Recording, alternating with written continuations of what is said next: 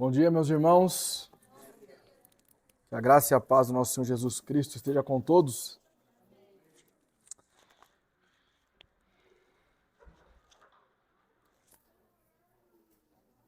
Maravilhoso dia do Senhor, em que nós nos reunimos como igreja para a adoração do nosso soberano Senhor Jesus, aquele que é o autor e consumador da nossa fé, que certamente está aqui presente neste momento. Vamos orar.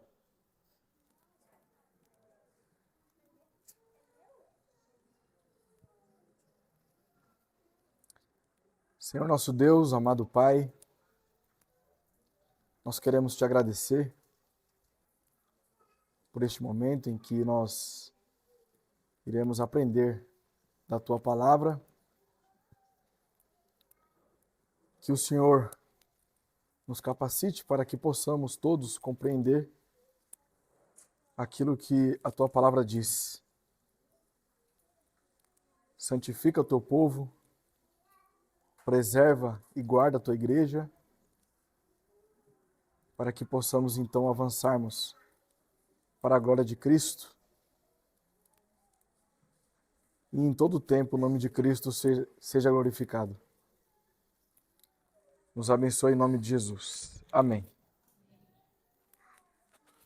Queridos, nós retornamos então à nossa série em Juízes, o ciclo de Juízes e a esperança do Rei Perfeito.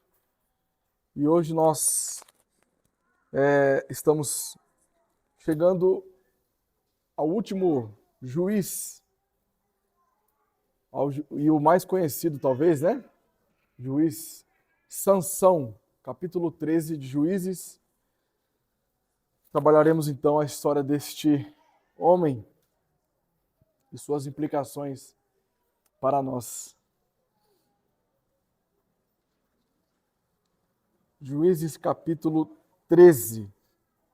O título deste sermão: O Deus que intervém com poder na fraqueza humana. O Deus que intervém com poder na fraqueza humana. Juízes 13 diz o seguinte: Tendo os filhos de Israel tornado a fazer o que era mal perante o Senhor, este os entregou nas mãos dos filisteus por 40 anos. Havia um homem de Zorá, da linhagem de Dan, chamado Manoá, cuja mulher era estéril e não tinha filhos. Apareceu o anjo do Senhor a esta mulher e lhe disse: Eis que é estéril e nunca tiveste filho, porém conceberás e darás à luz um filho. Agora, pois, guarda-te, não bebas vinho ou bebida forte, nem comas coisa imunda, porque eis que tu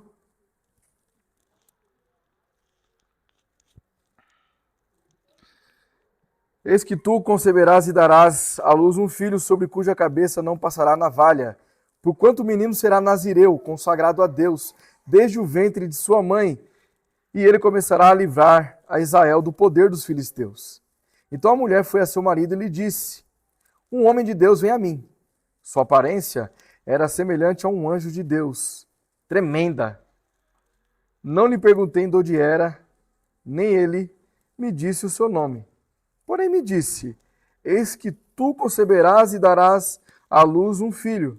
Agora, pois, não bebas vinho, nem bebida forte, nem comas coisa imunda, porque o menino será nazireu, consagrado a Deus, desde o ventre materno até ao dia de sua morte. Então Manoá orou ao Senhor e disse: Ah, Senhor meu, rogo-te que o homem de Deus que enviaste venha outra vez e nos ensine o que devemos fazer ao menino que há de nascer.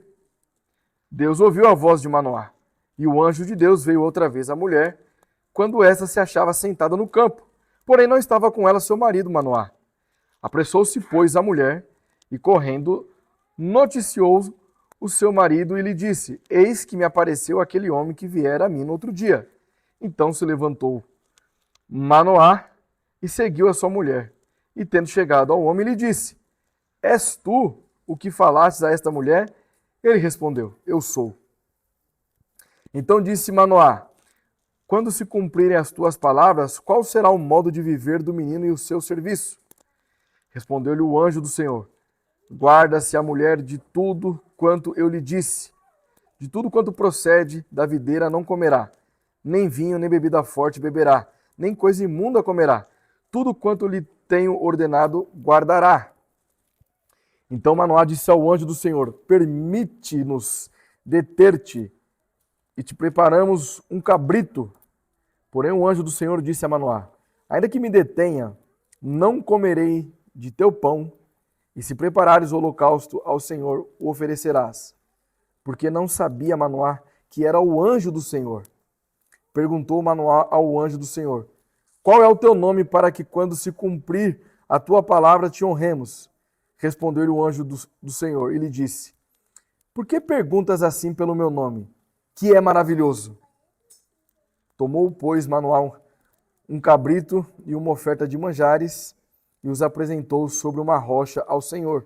E o anjo do Senhor se ouve maravilhosamente. Manoá e sua mulher estavam observando. Sucedeu que, subindo para o céu a chama que saiu do altar, o anjo do Senhor subiu nela. O que vendo Manoá e sua mulher caíram com o rosto em terra. Nunca mais apareceu o anjo do Senhor a Manoá, nem a sua mulher. Então Manoá ficou sabendo que era o anjo do Senhor. Disse Manoá à sua mulher: Certamente morreremos, porque vimos a Deus. Porém sua mulher lhe disse: Se o Senhor nos quisera matar, não aceitaria de nossas mãos o holocausto e a oferta de manjares, nem nos teria mostrado tudo isto, nem nos teria revelado tais coisas. Depois deu a mulher à luz um filho e lhe chamou Sansão. O menino cresceu e o Senhor o abençoou. E o Espírito do Senhor passou a incitá-lo em Maanedã, entre Zorá e a Estaol. Amém.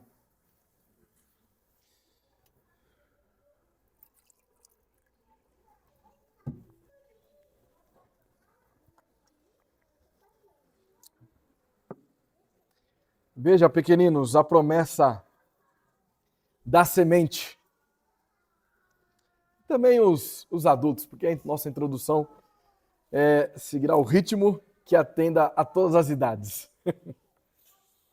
Então, imagine vocês, pequeninos, um jardim. Só que um jardim seco. Onde você não vê mais nenhuma mudinha ser plantada. As flores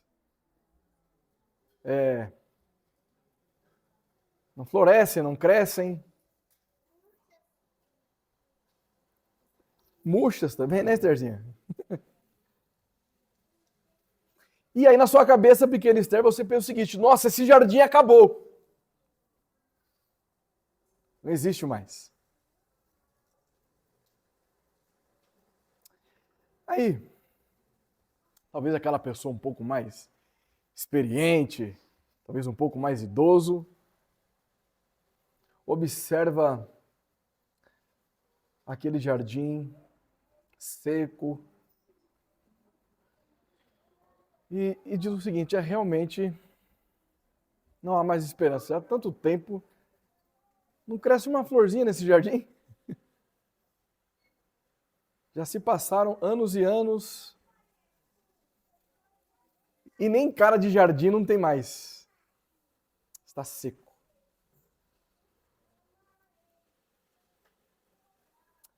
Porém, há algo debaixo da terra. Há uma semente que havia sido plantada. E que na percepção daqueles que estavam olhando,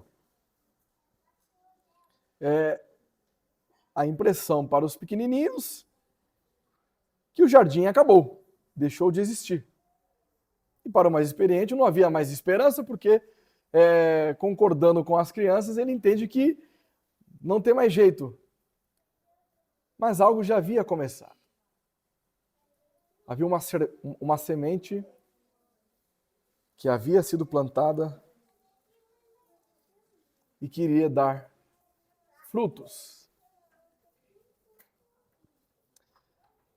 Pense o seguinte, pequena Esther, Mark, Martim, vocês que agora são camponeses,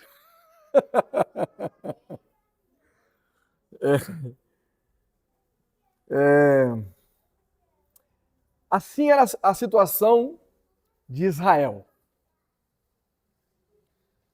Israel, neste momento, estava oprimido, subjugados pelos filisteus, sem nenhuma esperança, porque eles não clamavam a Deus. Já nós vamos explicar um pouco sobre isso. E, portanto, espiritualmente mortos. Essa aqui era a situação de Israel neste momento. Então,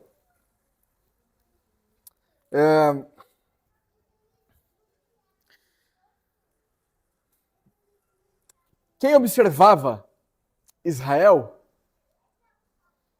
talvez os mais novos, só tinha ouvido falar dos grandes feitos de Deus por essa nação, mas agora tudo que eles enxergam são os filisteus subjugando Israel.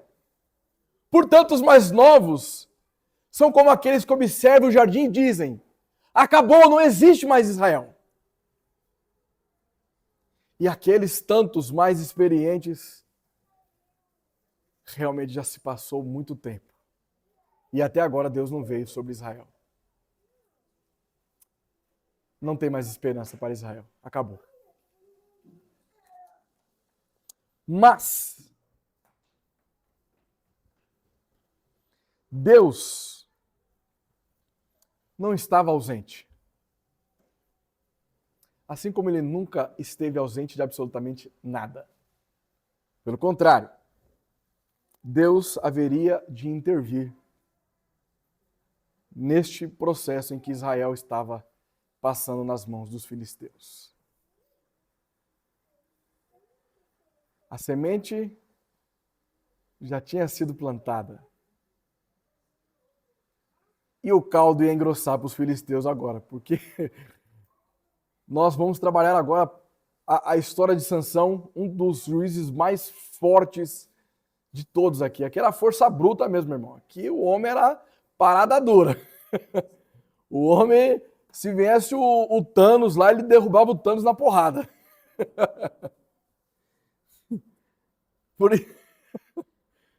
Por isso, a nossa palavrinha-chave desta manhã, intervenção. Uma boa forma dos papais trabalharem com os filhos. Ultimamente eu tenho que intervir muito, principalmente no Levi, que agora ele está engateando, querendo pegar todas as tomadas da casa, eu tenho que ir lá intervir para ele não tomar um choque.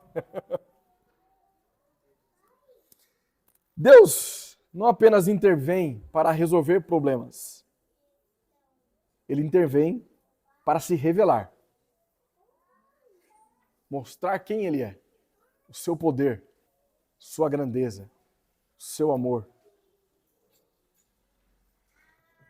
E nossa afirmação teológica: Deus intervém de forma poderosa e pública na fraqueza humana, revelando a si mesmo e iniciando a salvação. Deus intervém de forma poderosa e pública na fraqueza humana, revelando a si mesmo e iniciando a salvação. Nosso sermão está dividido em 4 partes. Teremos aqui bastante subpontos. Agora, se o homem está em fraqueza, Como Deus intervém? E a partir de agora iniciamos então nossa exposição ponto a ponto. E o primeiro dos nossos pontos é a intervenção de Deus confronta a fraqueza e a incapacidade humana. A intervenção de Deus confronta a fraqueza e incapacidade humana. Juízes 13, os versos 1 ao 5. Tomemos nota novamente. Tendo os filhos de Israel tornado a fazer o que era mal perante o Senhor, este os entregou nas mãos dos filisteus por 40 anos. Havia um homem de Zorá, da linhagem de Dan, chamado Manoá, cuja mulher era estéril e não tinha filhos. Apareceu o anjo do Senhor a esta mulher e lhe disse: Eis que é estéril e nunca tiveste filho, porém conceberás e darás à luz a um filho.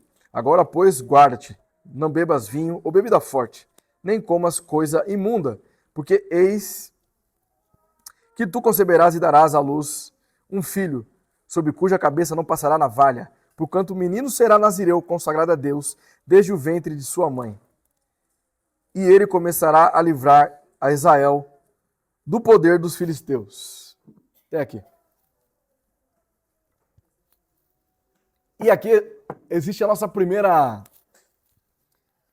A frase que resume muito bem, né, toda a história aqui de Juízes.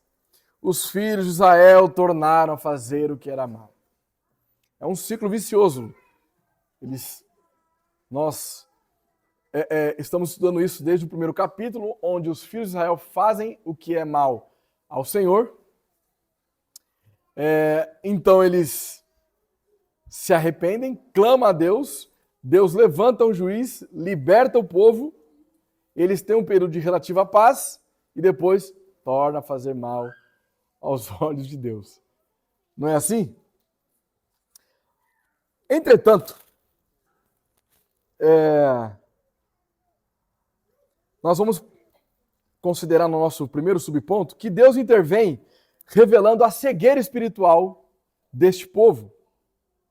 É a última vez que essa expressão vai aparecer. Os filhos de Israel tornaram a fazer o que era mal. Daqui para frente, nós não veremos essa expressão. Porém, haverá, como lá em Juízes 21, 25, quem quiser dar uma lidinha comigo, mas é coisa bem rápida. 21, 25. Diz o seguinte: naqueles dias não havia rei em Israel, cada um fazia o que achava mais reto. Essa frase aqui, ela comunga muito bem com fazer aquilo que era mal aos olhos de Deus. Porque o que está acontecendo em todo o livro de Juízes é que os israelitas, eles partem do pressuposto daquilo que eles entendem que é certo e assim então eles agem. Quando eles começam a fazer o que é mal aos olhos de Deus, e o que é fazer mal aos olhos de Deus? Como nós já trabalhamos aqui em outras exposições.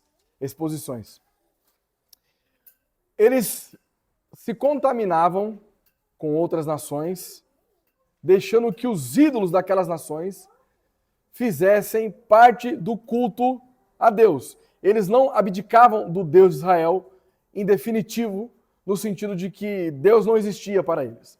Mas o comportamento deles era como se Deus não existisse, porque eles acrescentavam outros deuses ao Deus de Israel. Então eles caíam na prática da idolatria. Ok? E isso parte também de um pressuposto errado da definição do que é pecado. Por exemplo, pecado não é desrespeitar nossa própria consciência ou nossos padrões morais ou padrões sociais. E sim, desrespeitar a vontade de Deus para nós. É desobedecer a Deus. Isso é pecado. Ok? O pecado, ele é um desprezo ao nosso relacionamento com Deus. Certo? Como também o desprezo à vontade de Deus para nós. Então você abdica do seu relacionamento com Deus, você não busca mais nenhum tipo de relacionamento com Deus, logo, a vontade de Deus para você é irrelevante. E tudo isso cria-se um cenário hostil para Israel. Como eles não têm a convicção correta do que é um desagrado a Deus, eles partem do pressuposto da sua própria consciência. Eles estão fazendo aquilo que eles julgam bem, quando na verdade é mal aos olhos de Deus. E o cenário da armadilha está posto aqui. Vejam comigo lá em Romanos, capítulo 1.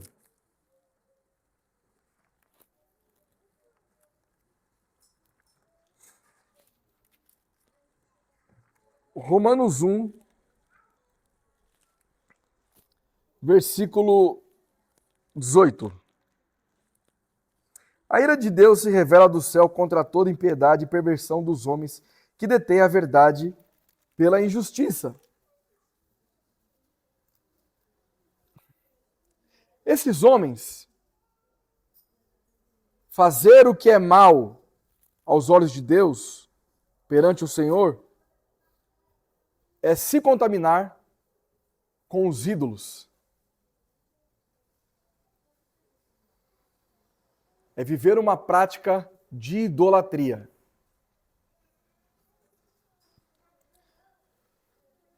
Talvez as pessoas... aqui não deveria, porque nós já trabalhamos isso muitas vezes. Mas entende que não cometem idolatria. Na verdade, nós vivemos maneiras de justificar nossos pecados de materialismo ou preocupação. Deixa eu trazer um exemplo quanto a isso. Olha só como facilmente nós justificamos os nossos ídolos. Nós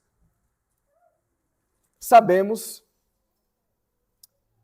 que devemos trabalhar. Quem quer comer, que trabalhe. Não é assim?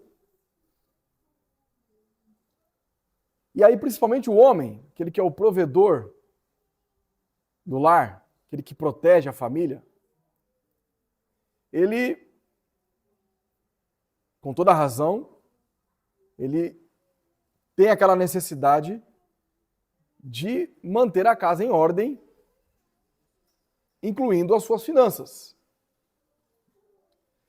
E aí então o que ele faz? Ele começa a trabalhar desenfreadamente. E não há problema nenhum até aqui, né? Trabalhar muito, todos nós aqui na verdade trabalhamos muito. O problema é quando ele começa a substituir a glória de Cristo pelo trabalho. E ele começa a justificar que o que ele está fazendo é pensando no bem da família dele. Então, ele transformou o seu trabalho em um ídolo e agora ele começa a redimir o seu ídolo. Outra forma, bem fácil de todos nós aqui cairmos, é a nossa família. Então, aquela pessoa que procura fazer o melhor para a sua família. Eu amo a minha família. Eu vou cuidar, vou zelar pela minha família. E essa pessoa começa a desprezar o relacionamento com Deus. E começa a mascarar isso, começa a justificar a sua falta de relacionamento com Deus porque ela está cuidando da família. Ela precisa cuidar do lar, a mulher. O homem precisa cuidar da sua família, precisa cuidar dos seus filhos. E aí quando você vai ver, você tem um marido e uma mulher que não busquem mais a Deus. Utilizando a desculpa de que isso é bíblico. Eu preciso cuidar porque Deus determina que seja dessa forma. Mas onde está que Deus determina que você precisa abandoná-lo?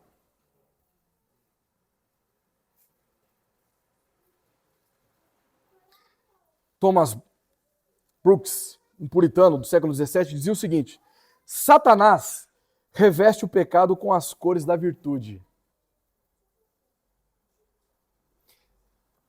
O ser humano ele é especialista em transformar coisas boas em ídolos e fazer o que é mal perante ao Senhor.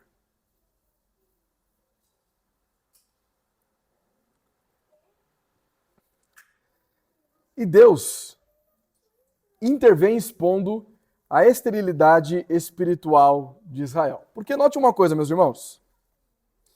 O texto diz aqui para nós: tendo os filhos de Israel tornado a fazer o que era mal perante o Senhor, este os entregou nas mãos dos filisteus por 40 anos. Em Juízes 3, versículo 8, nós observamos ali na Mesopotâmia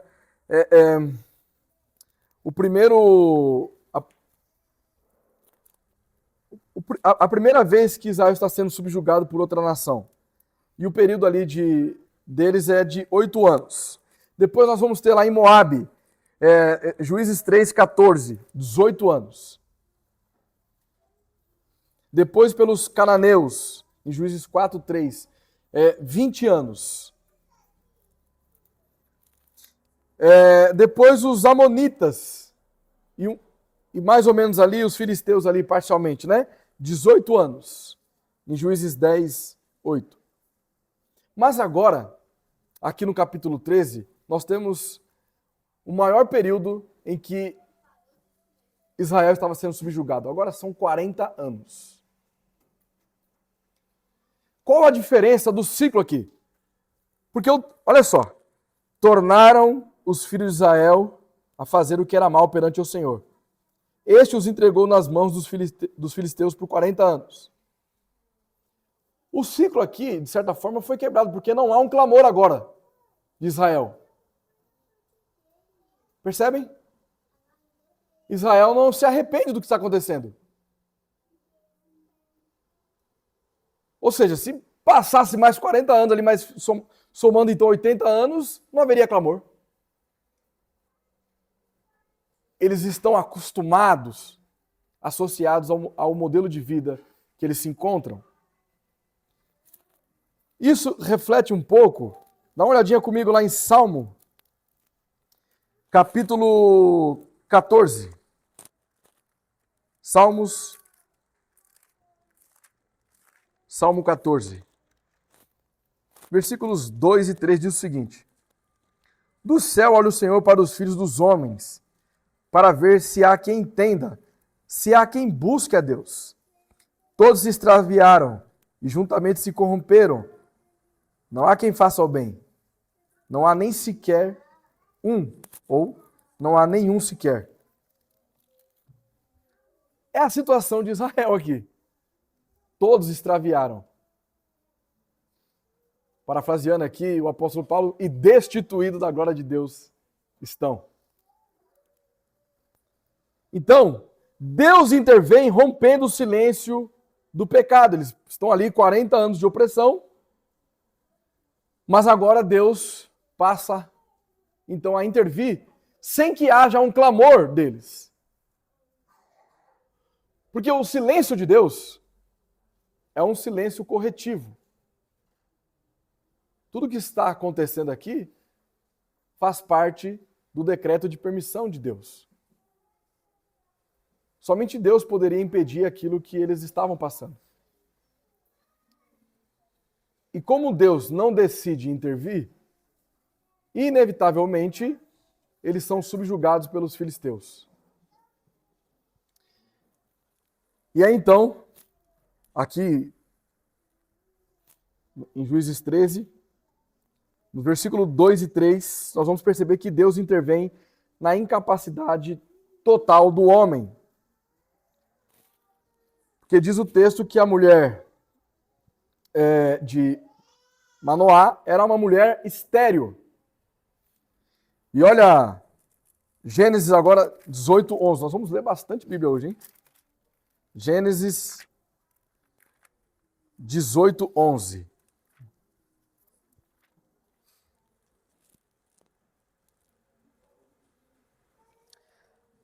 Abraão e Sara eram já velhos avançados em idade, e Sara já lhe havia cessado o costume das mulheres.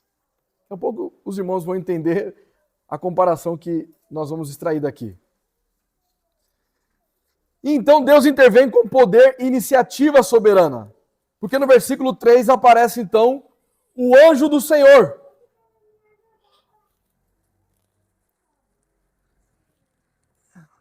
Apareceu um anjo do Senhor a esta mulher e lhe disse: eis que és estéril e nunca tiveste filho, porém conceberás e darás à luz a um filho. Rapidamente lá em João agora, João 1,18. João 1, versículo 18. Ninguém jamais viu a Deus. O Deus unigênito que está no seio do Pai é quem o revelou. Já já também voltamos a esse segundo ponto aqui.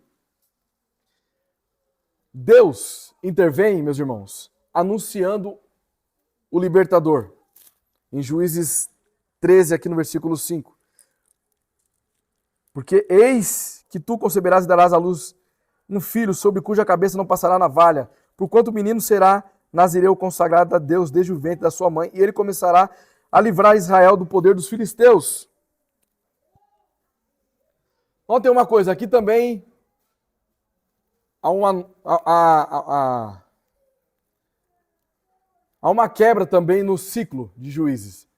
Porque, primeiro, eles não clamam a Deus arrependidos para que Deus envie, então, um libertador. Não há esse clamor, ok? E também, diante daquele contexto de que todo Israel estava agora extraviado e pecando contra Deus, não havia ninguém ali que Deus iria levantar. Sansão, portanto, é o único juiz a ser escolhido antes de nascer. Ou até de ser concebido. Que a essa altura do campeonato nós não sabemos se a mulher de Manoá já estava grávida ou não, mas o ponto é que ainda no ventre ele foi chamado por Deus. Deus intervém consagrando antes do nascimento. Por isso aqui faz um voto de nazireado, né? Vamos olhar agora em Números. Vamos entender o que significa aqui este voto. Número 6. Não é o versículo número 6, é Números.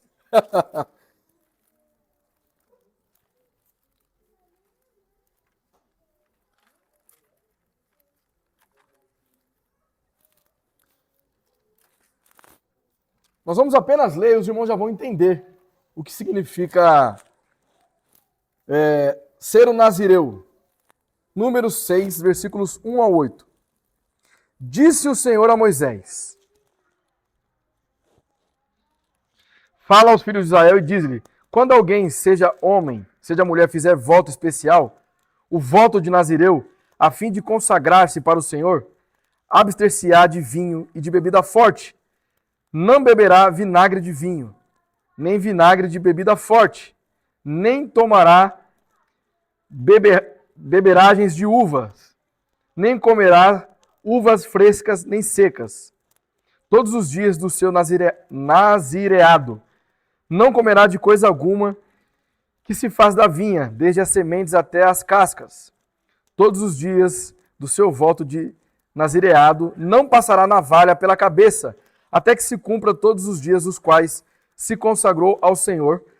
Santo será, deixando crescer livremente a cabeleira. Tá bom, até o versículo 5 tá bom.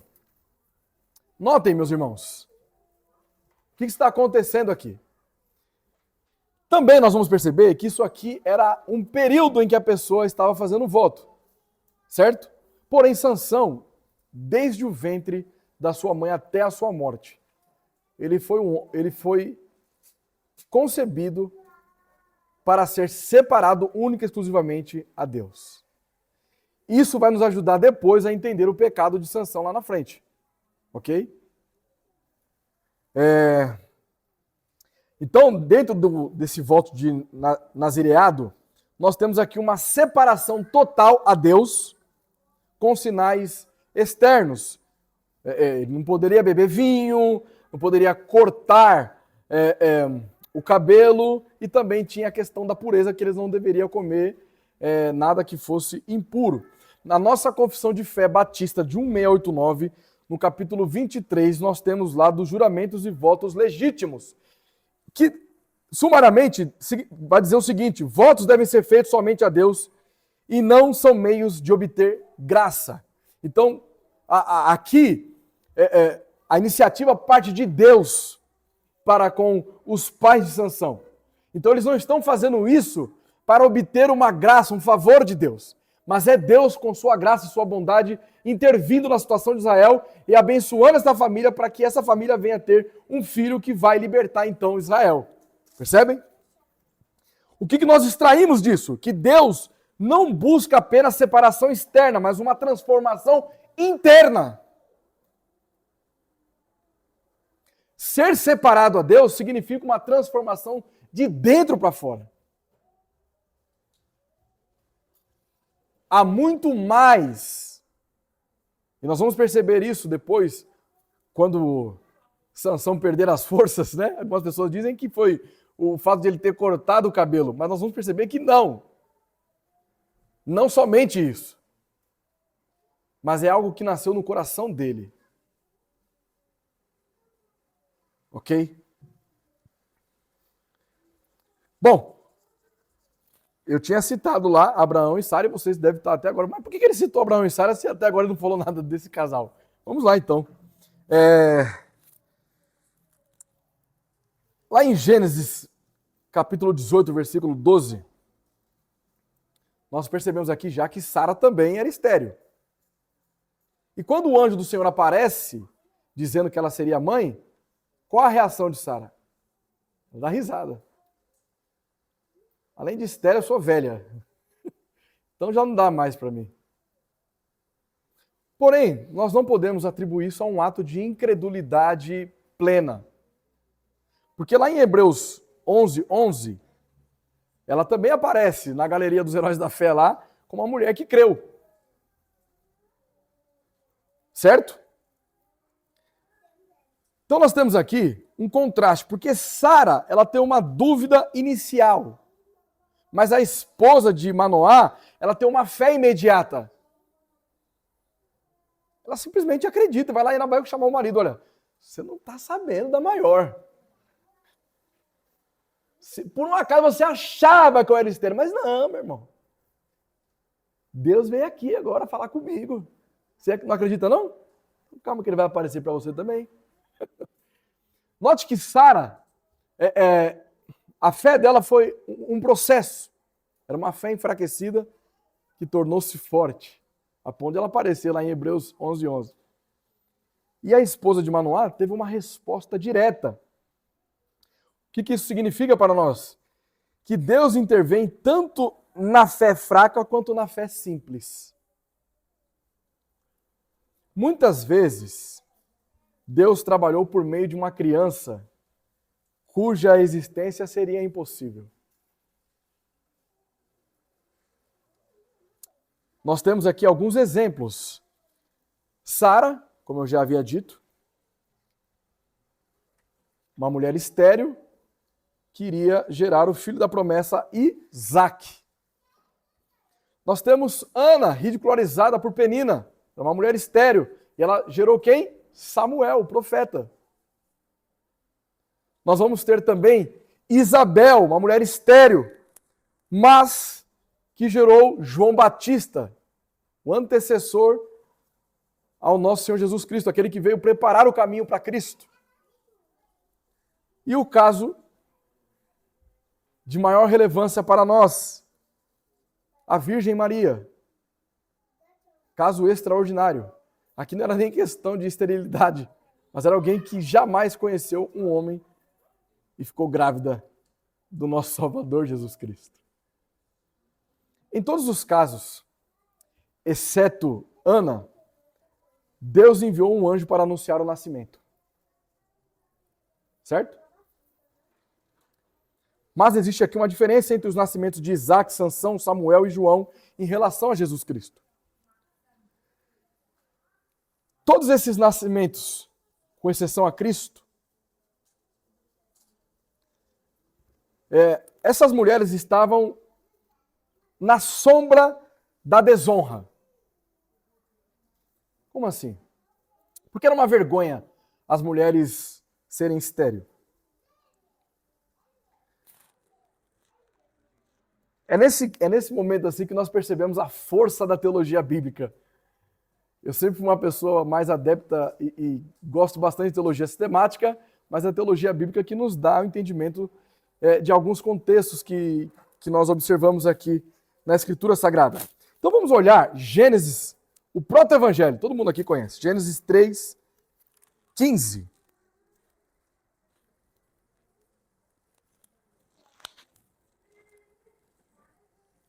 Aqui é Deus falando à serpente. Porém, inimizade entre ti e a mulher, entre a tua descendência e o seu descendente. Este te ferirá a cabeça, e tu lhe ferirás o calcanhar. Onde eu quero chegar com isso? Havia uma revelação progressiva. Aqui em Gênesis 3,15 nós temos o pacto da graça sendo revelado, ainda não plenamente, mas progressivamente ele continuará sendo desenvolvido até o Novo Testamento, certo? E o que acontece? Qual era a forma das pessoas do Antigo Testamento serem salvas? Não é diferente do que nós somos. Nós somos salvos pelo Cristo que já veio. Eles eram salvos pelo Cristo que viria.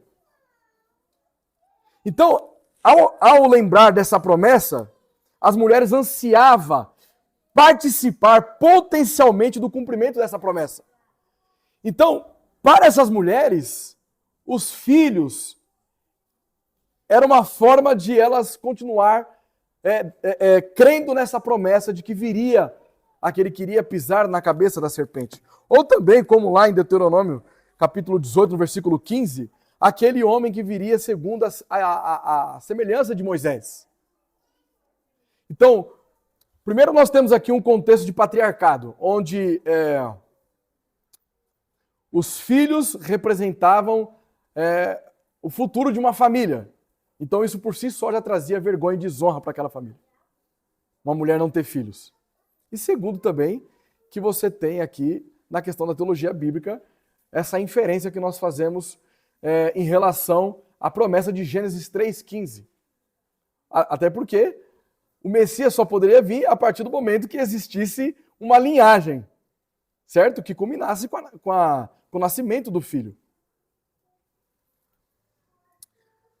A mulher estéril vivia sob uma nuvem de vergonha. Porém, em sua misericórdia, Deus concedeu a essas mulheres honra e alegria, trazendo filhos que fizeram atos que até os dias de hoje nós estamos aqui mencionando, como, por exemplo, a história de Sansão. Nós não podemos esquecer, porém, que o nosso Salvador nasceu em meio a escândalo e suspeitas.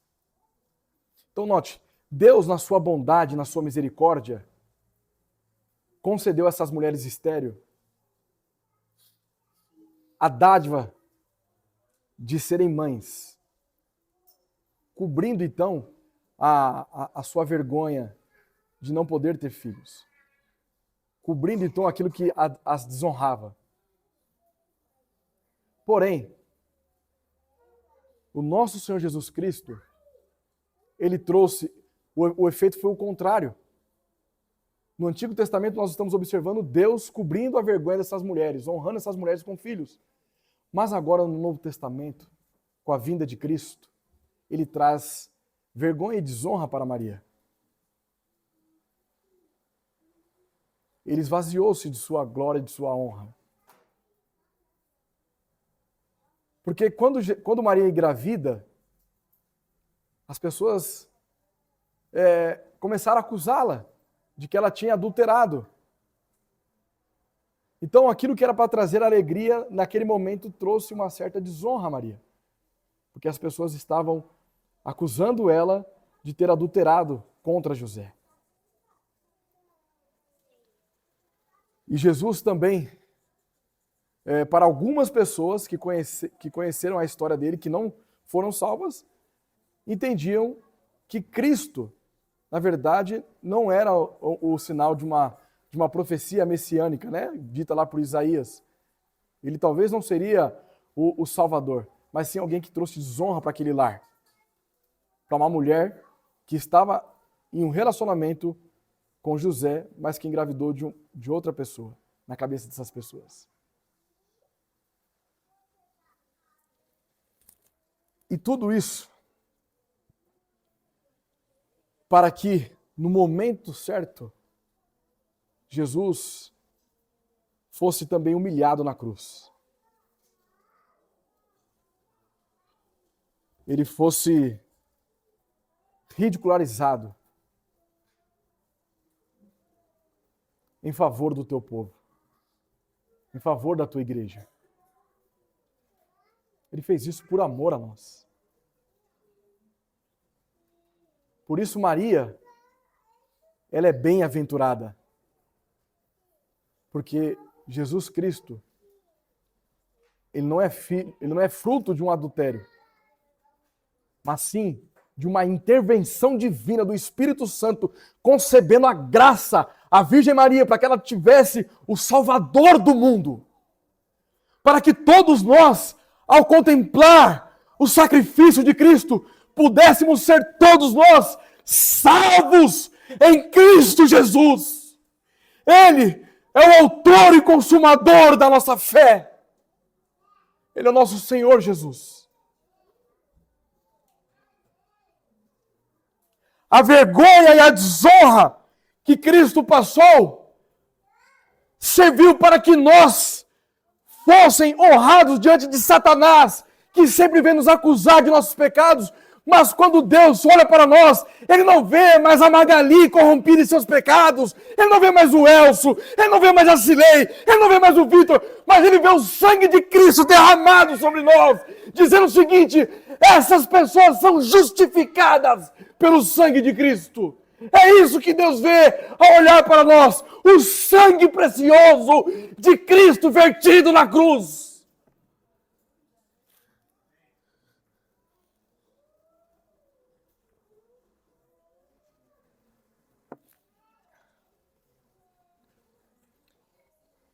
Minhas dores nas costas até passaram.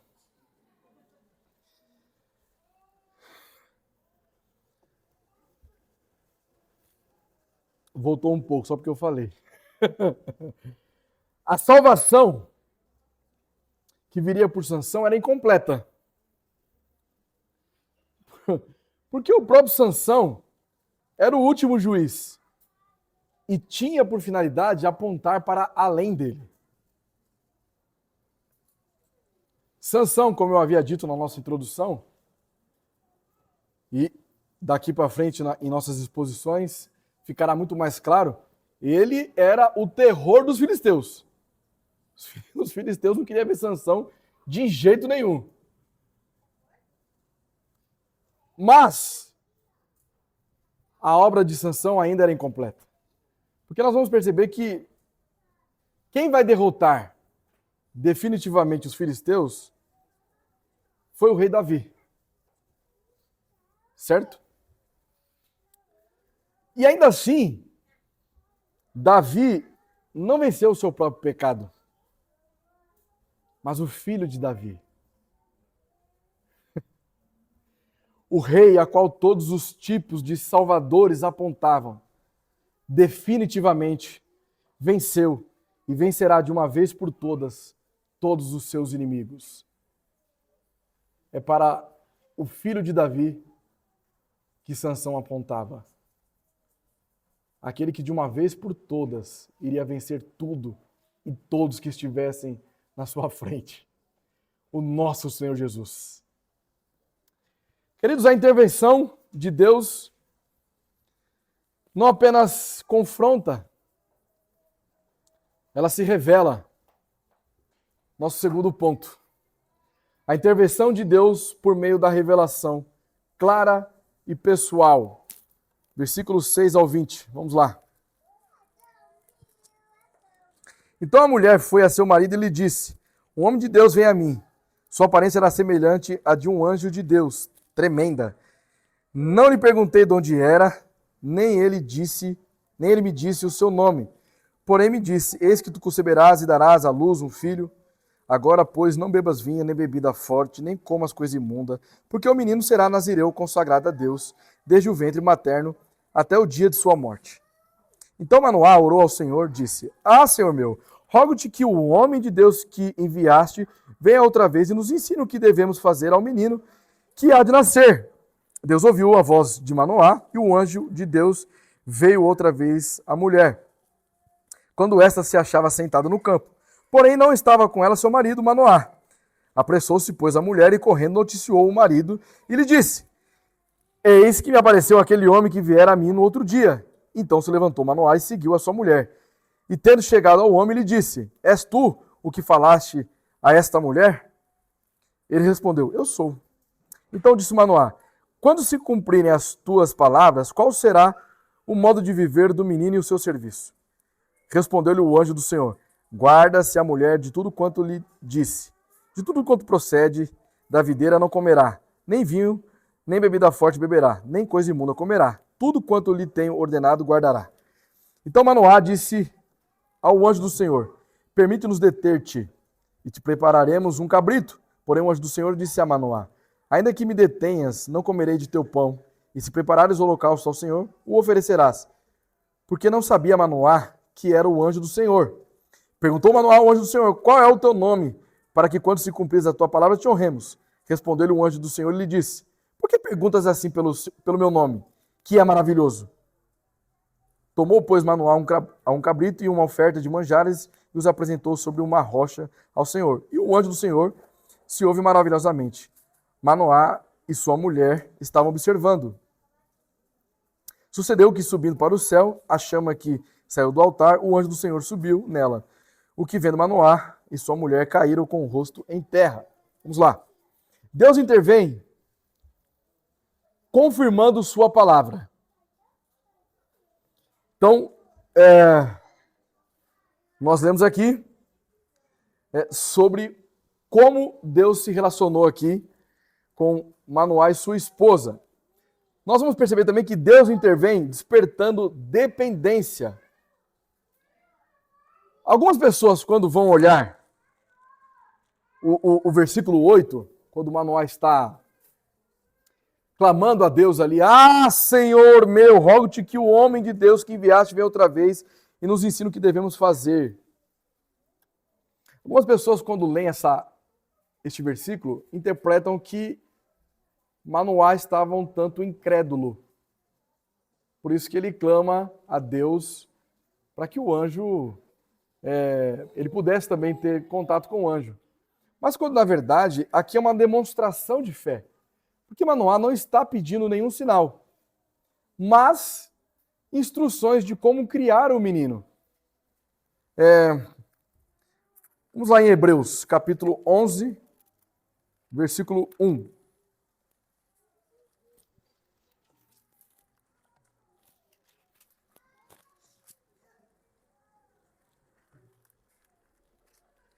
Hebreus 11, 1. Ora, a fé é a certeza das coisas que se esperam, a convicção de fatos que não se veem. Ora, a fé é a certeza de coisas que se esperam, a convicção de fatos que não se veem. Então, note uma coisa.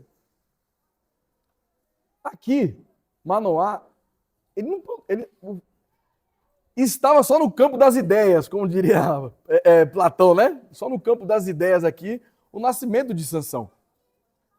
Mas Manoá acreditava.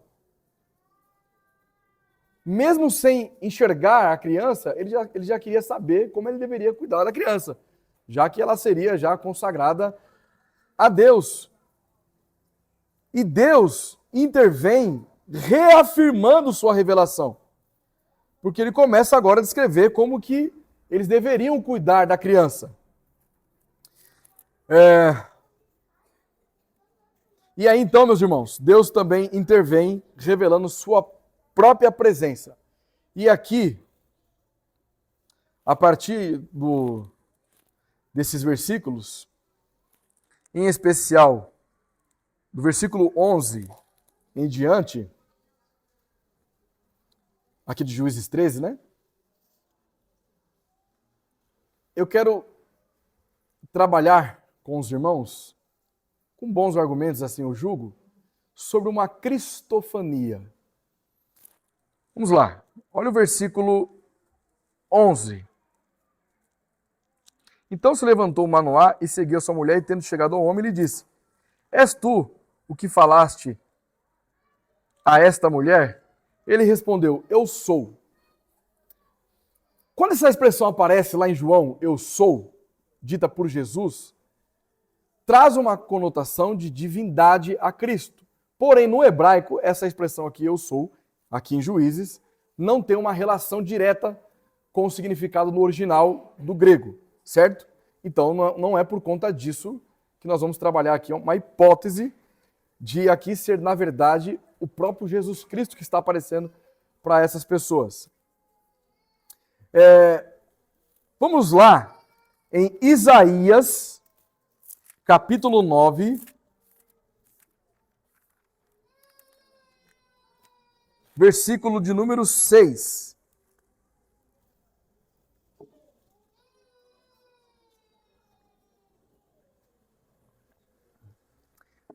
Porque um menino nos nasceu, um filho se nos deu, o governo está sobre os seus ombros, e o seu nome será Maravilhoso Conselheiro, Deus Forte, Pai da Eternidade, Príncipe da Paz.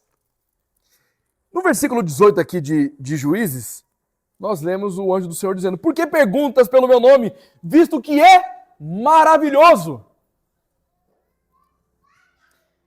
E ainda assim, nos versículos 19 a 20, nós percebemos que o anjo aceita o sacrifício. E mais, ele sobe na chama. Certo? Depois que sucedeu que, subindo para o céu a chama que saiu do altar, o anjo do Senhor subiu nela. O que vendo Manoá e sua mulher caíram com o rosto em terra.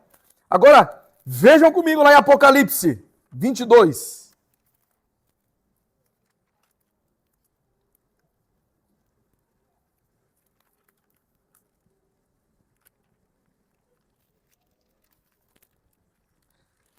Apocalipse 22.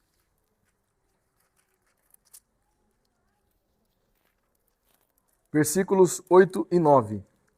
Dizem o seguinte: Eu, João, sou quem ouviu e viu estas coisas.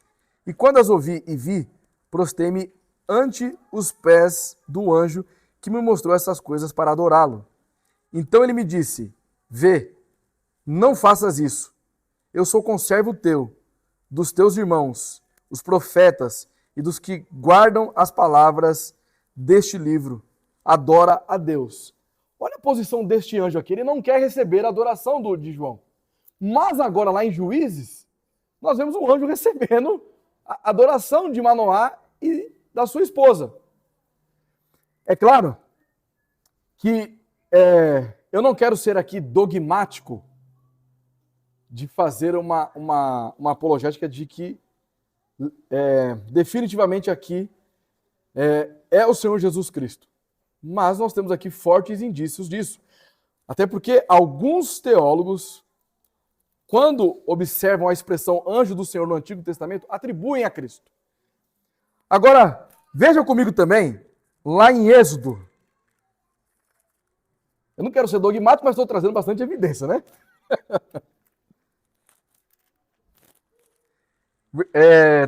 Êxodo 33, versículo 20. Aqui é Deus falando com Moisés, olha. E acrescentou: não me poderás ver a face, porquanto homem nenhum verá a minha face e viverá.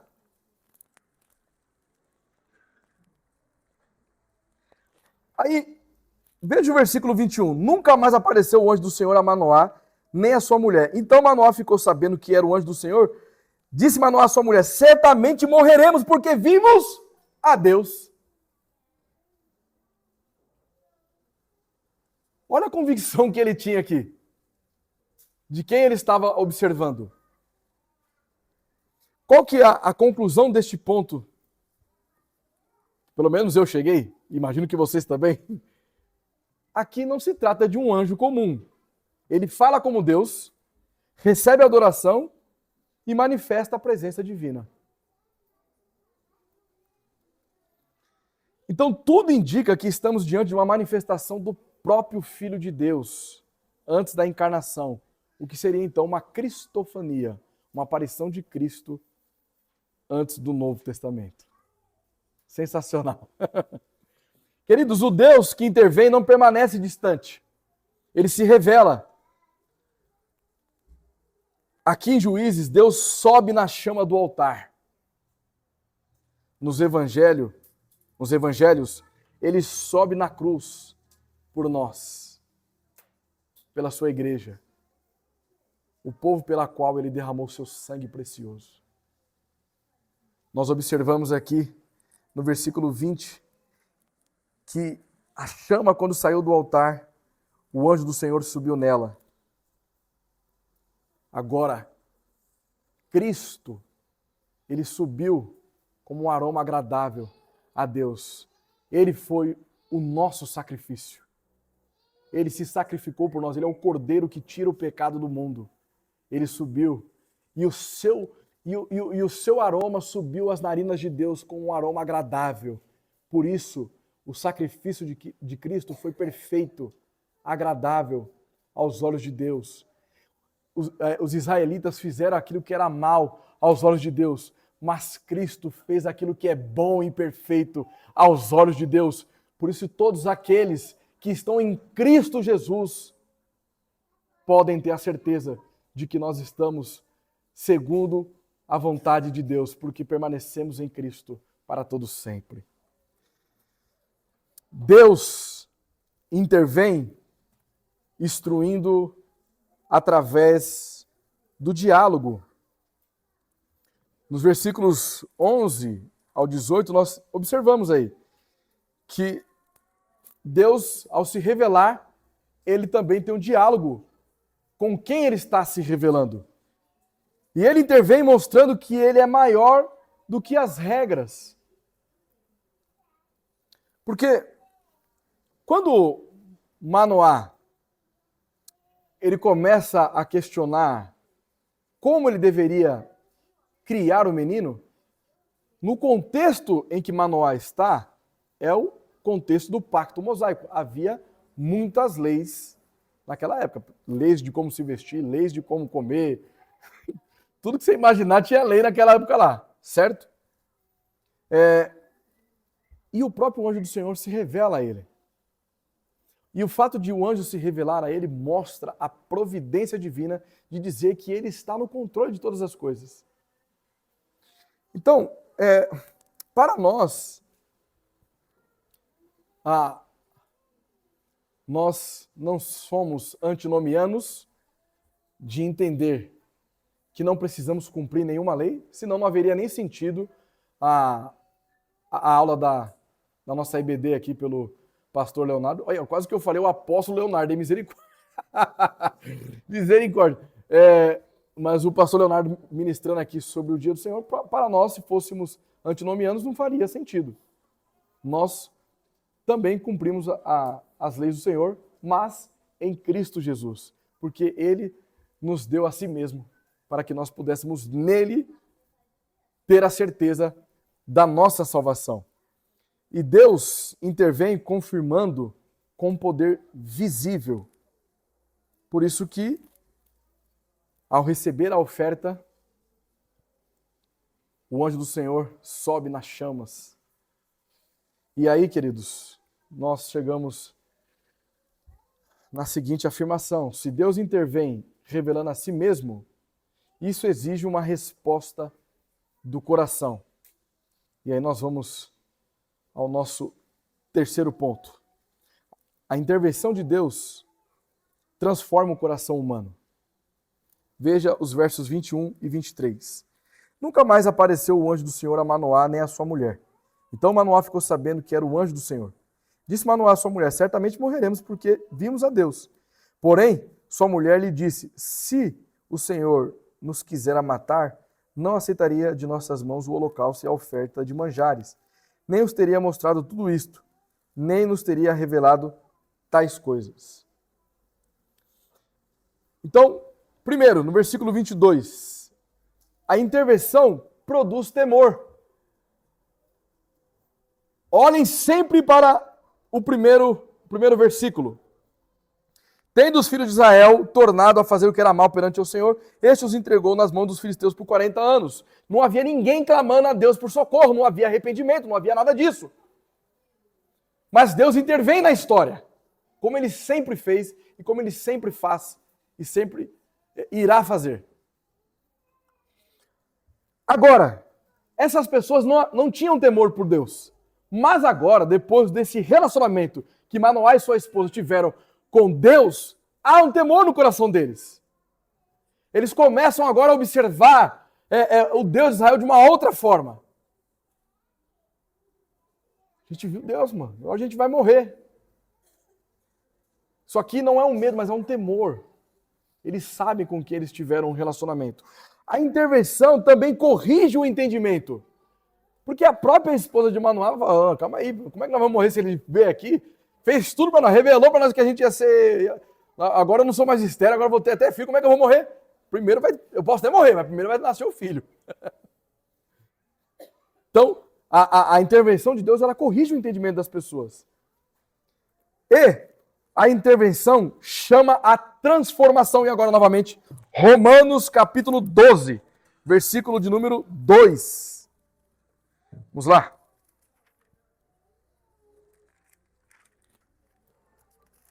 Romanos 12, versículo número 2. E não vos conformeis com este século, mas transformai-vos pela renovação da vossa mente, para que experimenteis qual seja a boa, agradável e perfeita vontade de Deus. Olha a conexão direta com o que nós estamos trabalhando. Nós temos ali Israel corrompido pelo pecado. Eles não têm clamor, eles não se arrependem, e eles estão fazendo de acordo com o que eles entendem que é certo. Mas agora, depois do encontro que eles tiveram com Deus, há uma transformação interna. A perspectiva de Manoá e sua esposa era distinta de todo Israel. Até porque nós não temos aqui ninguém dizendo que todo Israel ficou sabendo do encontro de Manoá e sua esposa com o anjo do Senhor. Na verdade, talvez se eles fossem relatar essa história, iriam até dar risada deles, né? Mas eles sabiam com quem eles estavam se relacionando. E assim é nós. Como que nós estamos nos relacionando com Deus? Qual a transformação interna que houve em nós? Será que nós estamos nos conformando com este século? Como o apóstolo Paulo mencionou aqui? Como que nós... Deus, o Verbo, se fez carne e tabernaculou em vida. Ele interviu na história. O apóstolo Paulo diz que ele veio na plenitude dos tempos. Em nós habita o próprio Deus, o Espírito Santo do Senhor habita em nós. Ele não está do nosso lado, não está em cima, não está embaixo, ele está em nós. O seu povo eleito. E o que isso transformou sua vida? Uma reflexão que você faz de si mesmo. Quando você olha para quem você era antes de conhecer a Cristo, depois que você conheceu a Cristo, que tipo de transformação interna que houve no seu coração? Deus não intervém para ajustar comportamento. Não é que você precisa ter aparência de crente. Precisa ser crente. Deus, ele intervém para transformar corações.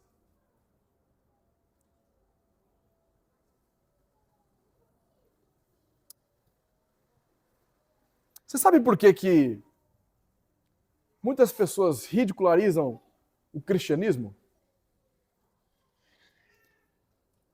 Vá conversar com alguém que não sabe absolutamente nada do que é o cristianismo. Esses crentes é muito chato, vem bater na porta de casa todo domingo de manhã. O que é que eles estão falando? Mas por que eles confundem com nós? Porque o que eles estão observando é simplesmente uma aparência externa. Alguém com um livro debaixo do braço, e literalmente um livro mesmo, que ali não é a Bíblia, colocam uma veste adequada aos padrões morais e sociais em que nós estamos, é um crente. É assim que eles interpretam. Agora, só haverá transformação de uma nação quando corações forem transformados para a glória de Deus. Por isso que Deus não intervém para ajustar comportamento. É igual aquela... Quem nunca ouviu isso aqui? Aquele ali não bebe, não fuma, até parece crente. Como se isso fosse algo que definisse quem é crente ou não. Aparência externa. A intervenção de Deus não termina aqui. A intervenção de Deus inicia e aponta para o libertador perfeito. Versículos 24 e 25 agora. Depois deu a mulher à luz um filho e lhe chamou Sansão. E o menino cresceu e o Senhor o abençoou. E o Espírito do Senhor passou a incitá-lo em Mané-Dan, entre Zorá e Estaol. Deus intervém cumprindo sua promessa. É interessante, meus irmãos, porque Israel estava subjugado pelos filisteus havia 40 anos. Mas quando Deus intervém na história, ele intervém dizendo que ia nascer uma criança, ou seja, ainda tinha um processo ainda até o menino crescer e virar depois o terrível Sansão, perturbador de filisteu.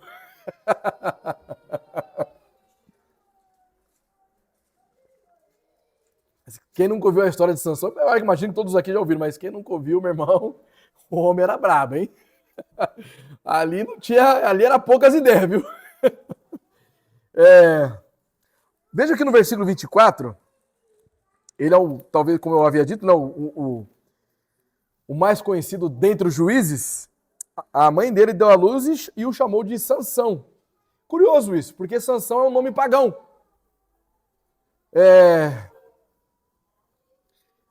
Então, percebem que mesmo depois de Deus aparecer para essa família, eles passaram a ter temor, mas eles estavam tão inseridos em uma cultura pagã que eles estavam meio confusos ainda. E eles dão o nome a um libertador de Israel, um nome de um Deus pagão.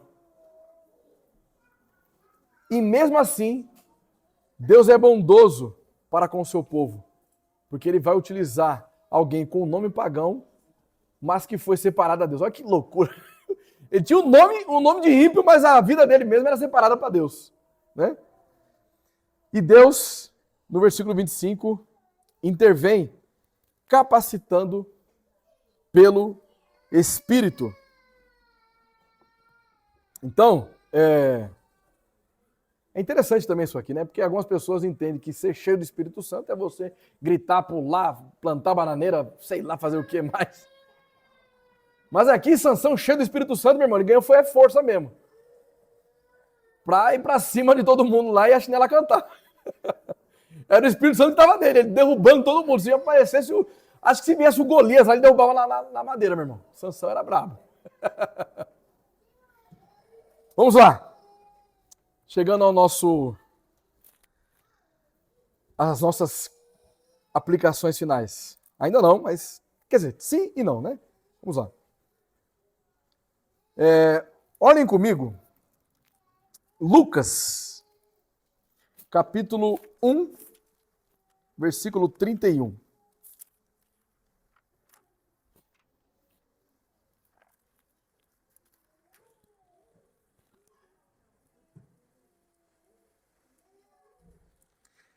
Eis que conceberás e darás à luz um filho, a quem chamarás pelo nome de Jesus. Aqui, nós estamos diante da maior intervenção da história. É o anjo do Senhor. Mas dessa vez, aqui, não era Jesus Cristo que estava aparecendo para Maria, mas estava anunciando a vinda de Jesus Cristo. O Verbo iria se fazer carne. Nós temos aqui então uma intervenção divina daquele que iria libertar de uma vez por todas o seu Israel, ou seja, os seus eleitos. Qual é o contraste disso? Aqui, em Juízes 13:5, nós temos aqui o início da libertação parcial dos israelitas da opressão pelos filisteus. Em João 19:30, nós vamos ter Jesus Cristo agora, está consumado. Aquilo que havia iniciado, agora, de uma vez por todas, está consumado. Nós não somos mais subjugados pelo poder das trevas, porque agora o nosso Senhor Jesus Cristo venceu a morte, ele venceu a sepultura, ao terceiro dia ressuscitou, para que todos nós tivéssemos vida e vida com abundância, igreja. Sansão era um libertador falho e a sua libertação era parcial, mas agora nós temos o Rei perfeito que faz uma obra completa e que nos liberta da escravidão do pecado. Qual a verdade que nós temos nisso? Que Sansão começa o livramento e Jesus declara: está consumado. Esse é o Deus que nós servimos. Enquanto Israel não clamava, Deus interveio.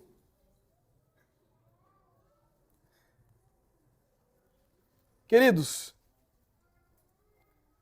todos nós estávamos mortos em nossos delitos e pecados.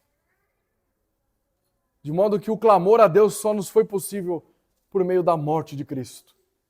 Até mesmo para que você clame a Deus, para que você ore a Deus, você depende de Cristo. Manoá queria instrução de como ele deveria viver juntamente com sua família e principalmente o seu filho. Cristo nos deu a revelação de si mesmo. Qual é o padrão que os cristãos devem viver?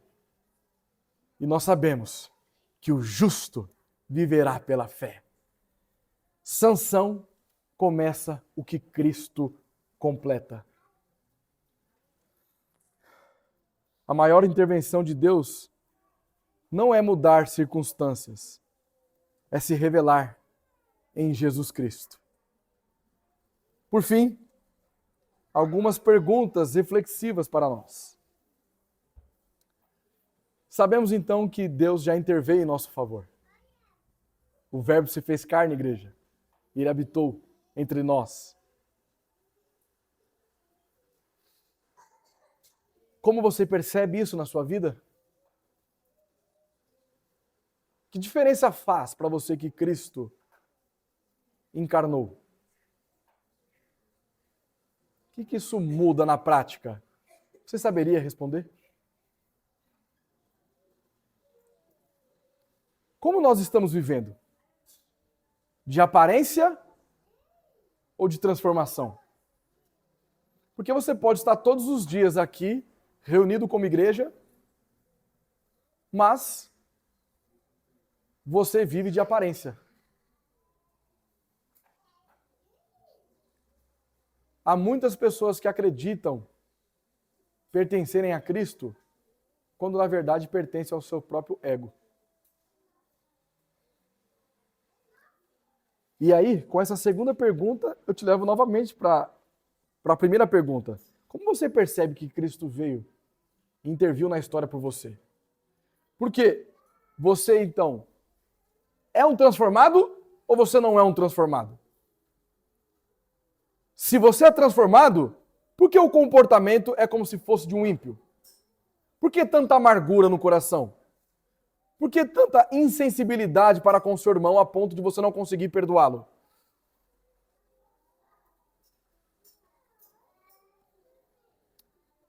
Por que o seu relacionamento com Deus se esfriou e você prioriza mais o seu trabalho, mais a sua família do que o próprio Deus?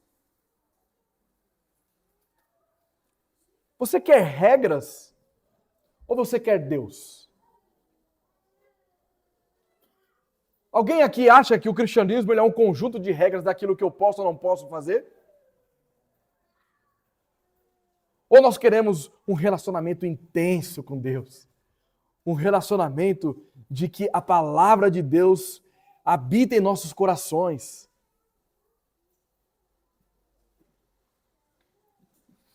Como é que nós podemos chegar naquela frase do apóstolo Paulo de não nos conformarmos com este mundo, mas sermos transformados por Deus, lá em Romanos 12, 2.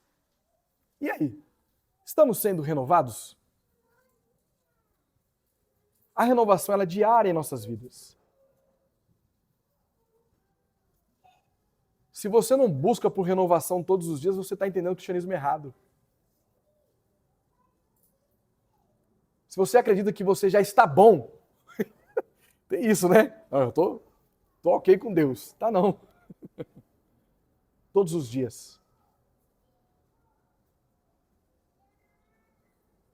Uma luta terrível contra o pecado. Todos os dias. Estamos em guarda. Todos os dias. Em guerra. Todos os dias. Incansavelmente. Todos os dias. A oração todos os dias. Palavra todos os dias. Arrependimento todos os dias. Crescemos na graça e no conhecimento todos os dias. Não para. Quando chegar amanhã, de novo. Chegou depois, de novo. É assim que é a vida do cristão. Aquele que foi transformado. Não é uma vida de aparência, mas é uma vida de transformação interna. O que você vê é aquilo que aconteceu antes no nosso coração. E se o que eu estou vendo em você é apenas uma aparência externa, é porque talvez o seu coração não foi transformado. E você acredita que está tudo bem, quando na verdade não está. Há uma necessidade de uma renovação, de uma transformação, de um abandono de quem você era para quem você deve ser.